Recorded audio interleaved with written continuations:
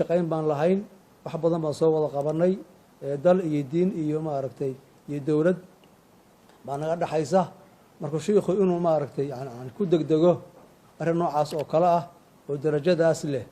munaasab ma ahayn leh hadday wax jiraan ama su'aal uu qabo diinta dhammaanteen mas'uul baan ka nahay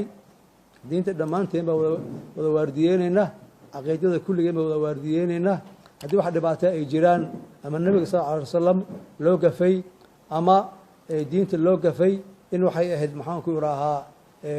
la iswaraystay ahayd